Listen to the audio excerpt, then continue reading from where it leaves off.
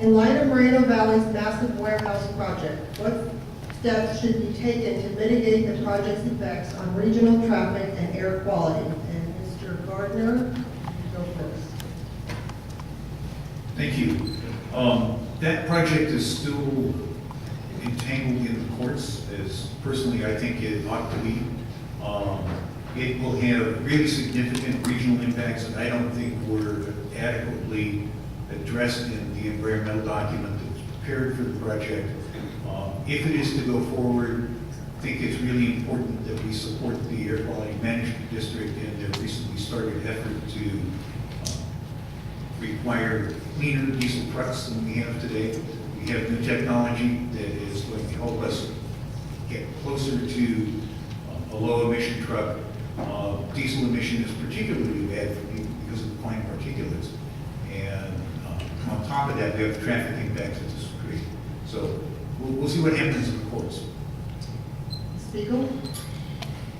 The challenge with warehousing is a lot of us have been misled over the years, and that's why we have a lot of warehousing, the job opportunities, and that's exactly what happened in Moreno Valley.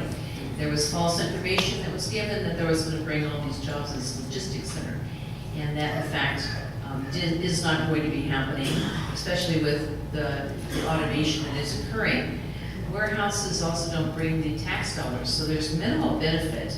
So we need to work with cities and at least get their head around the fact that there could be better use for property.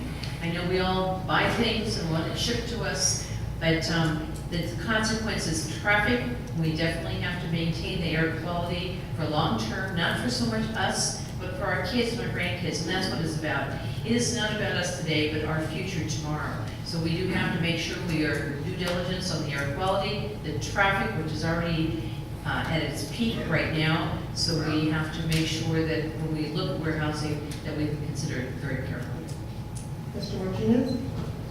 I think we're saturated with warehouses. We have too many warehouses, so it's been a false promise. You have youth and young adults trying to get jobs, working through temp agencies, come to find out they only work 2-3 days out of the week and go home. So it's a belt operation. It's not helpful for youth, young adults, for individuals that just got married and thinking they're going to be good providers. It's been a farce, in my opinion. We need to control that. Transportation has been affected. It's become a disaster. A drive that should be 5 minutes turns into 30 minutes to an hour, so it becomes a public safety issue. God forbid you got to get to the hospital and you're stuck in traffic among all these trucks just wanting to go to get some medical attention. So I'm against that. At the end of the day, it comes to planning, poor planning. This is the result of planning. Having been a planning commissioner, I can assure you I'll take a look at any project before it comes to the table. We've been working on warehouse development in this region since 1997. We've known the information. We've had the facts. We know the health impacts. We know the traffic problems. We know the stress and burden on our infrastructure. There's nothing new here, but we've had local officials who continue to ignore the facts and allow the development to come in because they were promised jobs. The fact that they're crappy jobs doesn't seem to matter. The fact that they're not bringing in the number of jobs that people said they would doesn't seem to matter. And the impact has been on the health and welfare of the communities surrounding those developments. The World Logistics Center is one that we have fought from day one because it's put in the wrong place.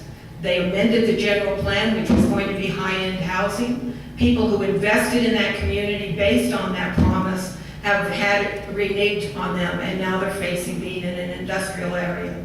Our lawsuit is what is holding it up, and we will continue to fight to keep that from going in. The massive amount of that warehousing is unacceptable.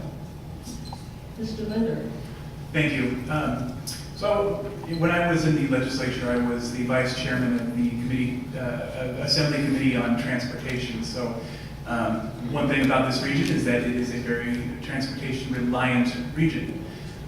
And when you have a logistics center like the project that's mentioned, it boils down to the impact on the community. First off, of course, public safety and health. We need to make sure that the communities in the homes and the residents that live nearby have the health impact, are protected health-wise. Also convenience and the public impact. You have major traffic issues, trucks going in and out. You need to make sure that the developers have a traffic mitigation plan in place and that it doesn't affect more congestion on the highways. So, and the last of all is nobody wants to see these things and nobody wants to live near these things. So placement is a very important thing. We need to make sure to take a look and think about it.